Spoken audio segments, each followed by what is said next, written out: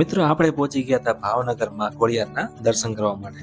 મિત્રો હું આવી ગયો હતો રાજપરા કે જે ભાવનગરથી 18 કિલોમીટરના અંતરે આવેલ છે. મિત્રો આ મંદિર આગવો ઇતિહાસ ધરાવે છે.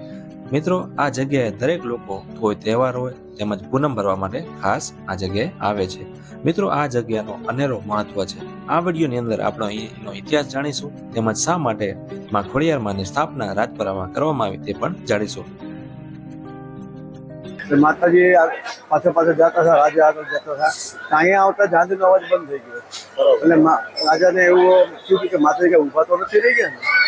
અહીંયા પાછું ઓળું જોયું એટલે માતાજી પછી અહીંયા બેસના કર્યા.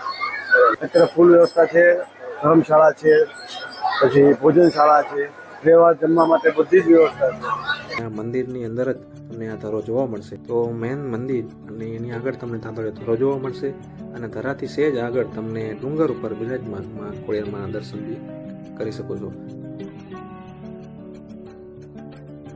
હેલો, નમસ્કાર, સત શ્રી અકાલ. કેમ છો? હું છું આપનો હોસ્ટ, આપનો દોસ્ત જયેન્દ્ર.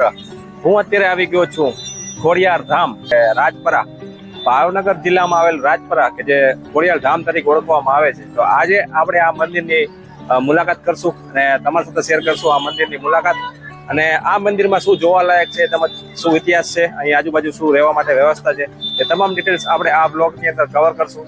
તો વિડીયો ગમે ત્યારે લાઈક કરજો, શેર કરજો, આપણી ચેનલને સબસ્ક્રાઈબ કરજો. ચાલો. મિત્રો આપણે મંદિર આગળ પહોંચી એટલે તમને આ રીતનું પાર્કિંગની વ્યવસ્થા તમને સામે જોવા મળશે, જ્યાં તમે તમારી ગાડી પાર્ક કરી શકો છો. એક્ઝેક્ટ ગેટની સામે તમને જોવા મળશે. આ છે મંદિરનો મેઇન ગેટ. અહીંયાથી આપણે અંદર જઈશું અને માતાજીના દર્શન કરશું મા રાજપરા ખોડિયારમાં. આ જેવા તમે ગેટની અંદર આવશો ને એટલે આ રીતનો તમને પ્રવેશદ્વાર દેખાશે અને આજુબાજુ છે એ આ રીતની રમકડાની જે દુકાનો છે તમને જોવા મળશે. તેમજ થોડાક આગળ આવશો ને એટલે તમને આટલો ઘટાદાર વડલો જોવા મળશે. જુઓ કેટલો ઘટાદાર વડલો છે.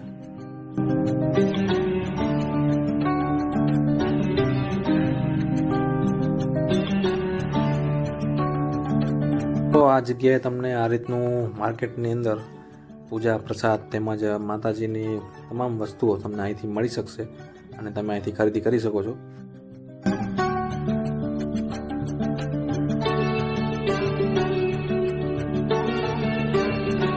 મિત્રો આ વિડીયોની અંદર આપણે જેમ જેમ તમે આગળ જોઈશો તો આપણે આ રાજપરા ખોડિયારમાં મંદિરના ઇતિહાસ વિશે પણ આપણે તમને જણાવશું.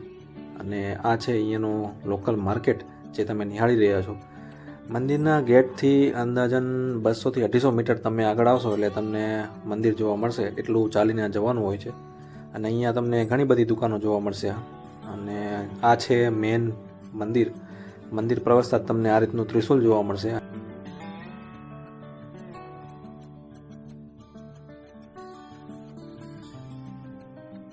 મિત્રો આ છે માં ખોડિયારમાં રાજપરાનું મંદિર અને આપણે અત્યારે પહોંચી ગયા છીએ મેન મંદિરે અને તમે જોઈ શકો છો કેટલી બધી લાઈનો છે ભક્તોની.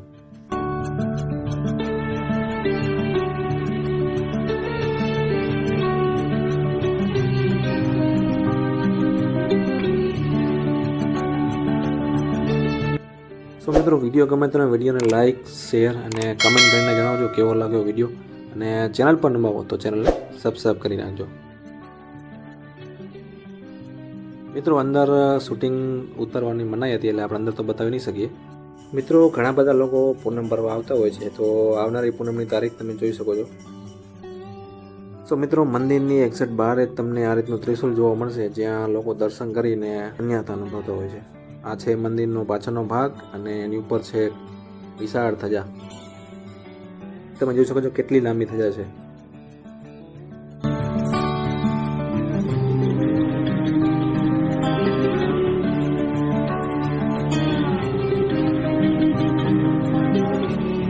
મિત્રો આ છે શ્રીફળ ઘર જ્યાં આગળ તમે શ્રીફળ વધારી શકશો. મિત્રો બહારથી કંઈક આ રીતની વ્યવસ્થા ભક્તો માટે તમે જોઈ શકશો. મંદિર બહુ વિશાળ જગ્યામાં આવેલું છે. આ છે મેન મંદિર ખોડિયાર ધામ કે જે રાજપરા ખોડિયાર ધામ તરીકે ઓળખવામાં આવે છે. અને આજના દિવસે તમે જોઈ શકો છો કેટલા બધા માઈ ભક્તો દર્શન કરવા આવ્યા છે. અહીં પૂનમ ભરવાનો મોટો મહિમા છે. જય ખોડિયાર. મારું નામ ખોડિયાર મુનિ ચેતન બાપુ. અમારા અહીંનો ઇતિહાસ એવો છે કે ભાવનગરના રાજા જે હતા એમને માતાજી પસંદ કરી. માતાજીએ એવું કીધું તો મને ભાવનગર લઈ જશો, પણ હું જ્યાં હું આવીશ તો ખરા તમારી સાથે. તમે જ્યાં પાછું ઓલું જોશો તો ત્યાં આવીને હું ઊભી રહી જાઉં. એટલે માતાજી પાછળ પાછળ જતા હતા, રાજા આગળ જતા હતા. અહીંયા આવતા ઝાંઝરીનો અવાજ બંધ થઈ ગયો. એટલે રાજાને એવું થયું કે માતાજી કઈ ઊભા તો નથી રહી ગયા ને. અહીંયા પાછું ઓલું જોયું એટલે માતાજી પછી અહીંયા બેસ નાખ્યા. પછી અમારે ભાવનગર રાજવી પરિવારે એ મંદિર બનાવ્યું, મંદિરની સ્થાપના કરી. અત્યારે ફૂલ વ્યવસ્થા છે, ધર્મશાળા છે, પછી ભોજનશાળા છે, રહેવા જમવા માટે બધી જ વ્યવસ્થા છે.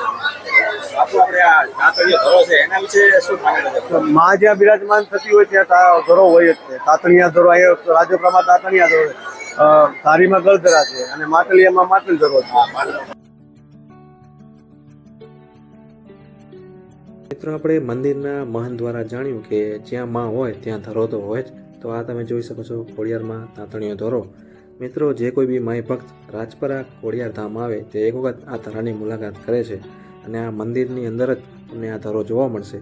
અને અહીં એવી બી માન્યતા છે કે માય ભક્ત અહીં આવીને આ પાણી પ્રસાદ સ્વરૂપે ગ્રહણ કરે છે અને એના દુઃખ દર્દ દૂર થાય છે એવી બી માન્યતા છે.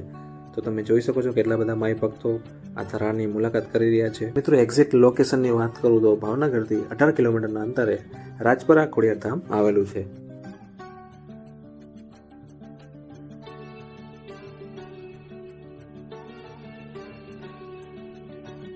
તો જ્યારે બી તમે રાજપરા ખોડિયાર ધામ આવો તો મેન મંદિર અને એની આગળ તમને તાંતળિયો ધરો જોવા મળશે અને ધરાથી સહેજ આગળ તમને ડુંગર ઉપર બિરાજમાન માં ખોડિયારમાંના દર્શન બી કરી શકો છો.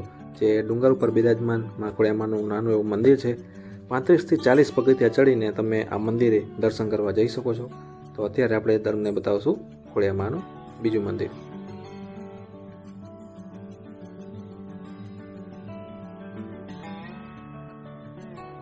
ફાઇનલી આપણે પહોંચી ગયા હતા ખોડિયારમાંને 7 મહિનાના મંદિરે કે જે ડુંગર ઉપર આવેલ છે. સો ફાઇનલી 35 થી 40 પગથિયા ચડીને આપણે પહોંચી ગયા હતા 7 મહિનાના મંદિરે. અને ઉપરથી કંઈક આ રીતનું વ્યૂ તમને જોવા મળશે જ્યાં તમે પિક્ચર પણ ક્લિક કરી શકો છો.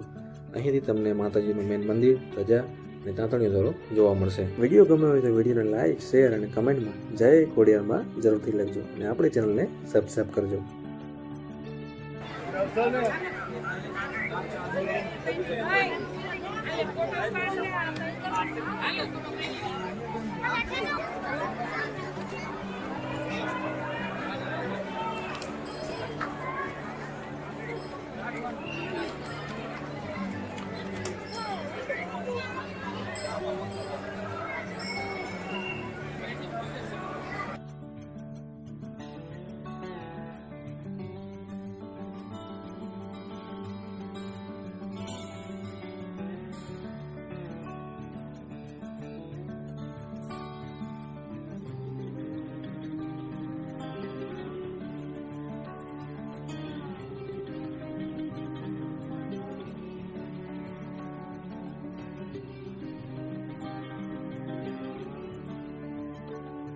લાપસી ને સુખડી રાખો છો તમે?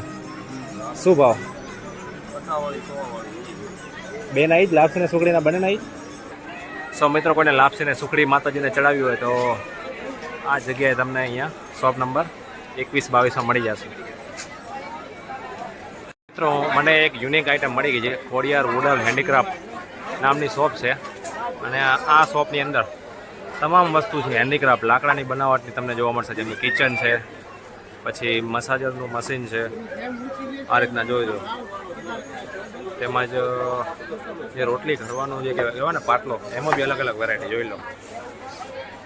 આ કિચનની તમામ આઈટમ છે આ વુડન ફિનિશમાં તમને અહીંયા આગળ મળી જશે.